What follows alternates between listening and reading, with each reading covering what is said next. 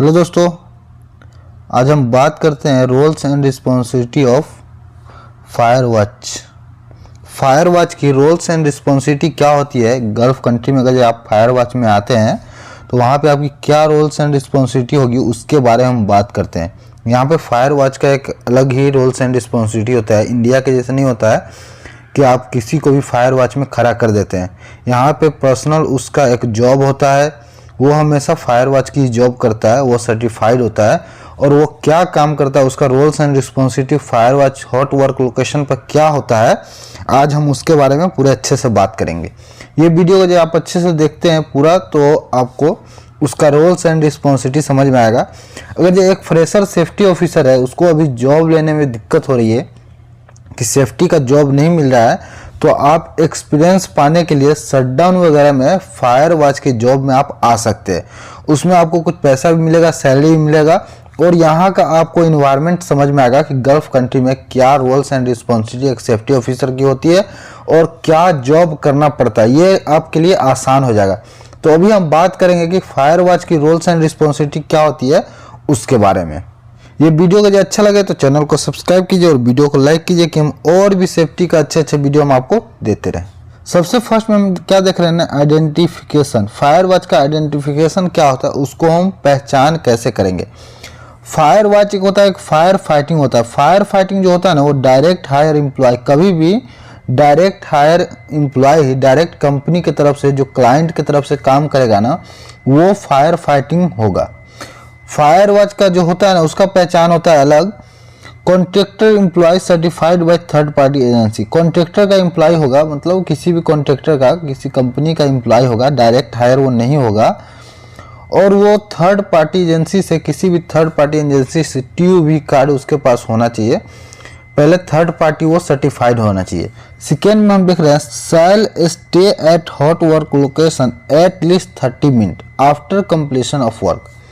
क्या है ना, काम खत्म होने के बाद हॉट वर्क का जब जॉब खत्म हो जाएगा पूरा, तो वहाँ पे वो लोकेशन पे 30 मिनट तक कम से कम वहाँ पे रहेगा कि फिर से वहाँ पे हॉट वर्क लोकेशन, अगर ये हॉट वर्क खत्म हुआ है तो वहाँ पे चांसेस होता है आग लगने का, फायर होने का। इसके लिए वहाँ पे 30 मिनट तक मिनिमम स्टे होना पड़ता है फायर वॉच को, जब वहाँ पे काम खत्म हो जाए फिर भी।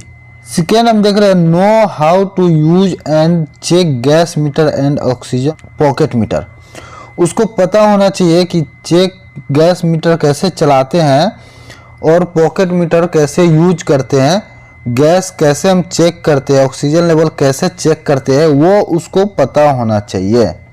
Where colour vest for identification. वो कलर वेस्ट ऊपर से जो FRC सूट होता है, कवरऑल या शर्ट पैंट सब पहनता है, उसके ऊपर से उसका आइडेंटिफिकेशन क्या है कि वो कलर वेस्ट पहनेगा। जैसे जाली वाला जो जैकेट होता है ना, वो पहना रहेगा तो पता चलेगा कि ये फायर वॉच है। यहाँ हम देख रहे हैं कॉम्पिटेंसी। फायर वॉच के लिए क्वालिफिकेशन क्या क्या नीड होती है, क्या कॉम्पिटेंसी होती है, तो वो हम सेकेंड नंबर में बात करते हैं। सबसे फर्स्ट में हम देख रहे हैं trained and certified by EHS department.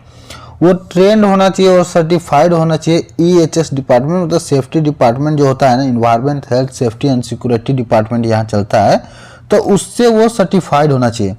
Authorise by his department senior manager, और उसके कार्ड पे जो ऑथोराइजेशन होता है ना, ऑथोराइजेशन कार्ड होता है, उस पर सीनियर मैनेजर का साइन होना चाहिए, वहाँ से वो अप्रूव्ड होना चाहिए। थर्ड में हम देख रहे हैं, pass fire watch exam with minimum score 80। हर प्लांट में आप जाएंगे वहाँ पे अलग से एग्जाम देना पड़ेगा आपको, तो मिनिमम वहाँ पे जो फायर वॉच का काम करने के लिए एग्जाम होगा तो उसमें आपका 80% होना चाहिए मिनिमम। ये क्वालिफिकेशन नहीं दी। यहाँ पे has a basic training of fire extinguisher usages. उसके पास बेसिक ट्रेनिंग होना चाहिए फायर एक्सटिंग्विशर को हम कैसे चलाते हैं और कैसे इस्तेमाल करते हैं। यहाँ हम देख रहे हैं English level shall be minimum level 2। English जो उसको पता होना चाहिए, कोई भी क्लाइंट आके उससे कुछ पूछे क्या जॉब हो रहा है, कितना आदमी है, लोकेशन क्या है, उससे बात करना चाहे क्लाइंट तो वो उसको बता सके, उसको इतना इंग्लिश पता होना चाहिए, बोलने आना चाहिए। तो इंग्लिश लेवल क्या है उसका 2 चाहिए मिनिमम, क्योंकि एग्ज़ाम भी होगा तो इंग्लिश में ही पेपर रहेगा, तो उसमें भी उसको 80% मार्क्स आना चाहिए। अभी हम देख रहे हैं रोल्स एंड रिस्पॉन्सिबिलिटी क्या है उसके बारे में। फायर वॉच की रोल्स एंड रिस्पॉन्सिबिलिटी क्या होती है उसके बारे में हम बात करते हैं। साइट पे उसको क्या क्या काम करना पड़ता है। फर्स्ट में हम देख रहे हैं monitor flammable and combustible sparks contaminant and for any abnormal event.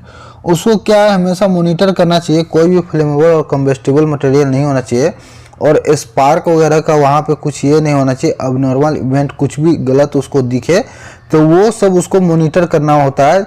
Hot work की जगह पे कोई भी फ्लेमेबल मटेरियल है जलने वाला या कम्बस्टेबल मटेरियल है जलने वाला, कोई भी सब स्थान से कुछ भी है, स्पार्क वगैरह है या एबनॉर्मल कंडीशन कुछ भी दिखता है तो उसको मॉनिटर करना होता है, उसको देखना होता है।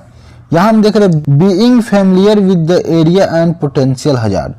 उसको एरिया अच्छे से पता होना चाहिए, पूरा फैमिलियर होना चाहिए एरिया से, और पोटेंशियल हजार्ड क्या क्या उसमें खतरा है उसका भी उसको पता होना चाहिए। Knowing how to obtain assistance in an emergency. उसको पता होना चाहिए इमरजेंसी में कैसे हम असिस्टेंस करेंगे, कैसे असिस्ट करेंगे एम्प्लॉय को, एरिया को कैसे खाली करवाएंगे, कहाँ पे जाना चाहिए और क्या क्या इमरजेंसी वाला सामान किस लोकेशन पे, उसको उसके बारे में पूरा पता होना चाहिए। यहाँ हम देख रहे हैं inform operation supervisor and stop hot work if a fire or unsafe situation is observed. Inform क्या करना है, ऑपरेशन सुपरवाइजर जो होता है उसको इन्फॉर्म करना है और काम को रोक देना है अगर जब फायर अनसेफ सिचुएशन में दिखे और ऐसा कुछ ऑब्जर्व करते हैं, ऐसा कुछ दिखते हैं अब नॉर्मल कंडीशन, तो ऑपरेशन सुपरवाइजर को डायरेक्ट इन्फॉर्म करना है और काम को रोक देना है वहाँ पे।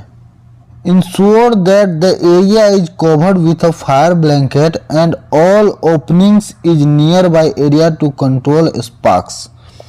इंश्योर क्या करना है, एरिया देखना है आपको कि जो भी एरिया में काम चल रहा है वो फायर ब्लैंकेट से कवर होना चाहिए और नियर बाय में कुछ भी ओपनिंग वगैरह होता है ना, स्वेयर लाइन वगैरह, नाला वगैरह होता है, कुछ होल वगैरह होता है, पिच होता है, तो वो भी कवर होना चाहिए, अच्छे से ढका होना चाहिए और स्पार्क कंट्रोल में होना चाहिए, अपने कंट्रोल में, उस फायर ब्लैंकेट के बाहर नहीं जाना चाहिए। तो ये भी उसको इंश्योर करना पड़ता है। Monitors the hot work area for changing condition. Changing condition के लिए आपको हमेशा हॉट वर्क एरिया को मॉनिटर करना पड़ेगा और फायर को देखते रहना पड़ेगा। फायर के लिए क्या है ना, उसको हमेशा देखते रहना है, मॉनिटर करना है। आपको जहाँ पे हॉट वर्क चल रहा है ना वहीं पे आपका कंसंट्रेशन होना चाहिए, वहीं पे आपका ध्यान होना चाहिए। Whenever fire watch leave the activity area the job shall be stopped or endorsed to another qualified fire watch.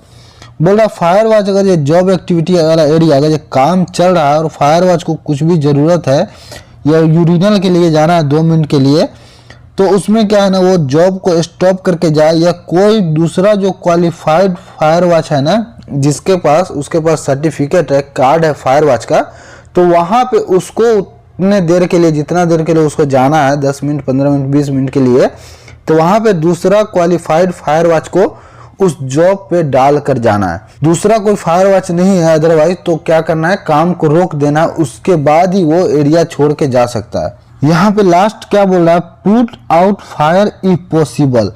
अगर ये पॉसिबल है, अगर ये फायर कुछ होता है पॉसिबल है तभी फायर को बुझाओ, अदरवाइज पूरे को जितना भी क्रू मेंबर है उसको बता दो और वहाँ से डायरेक्ट असेंबली पॉइंट में चला जाए।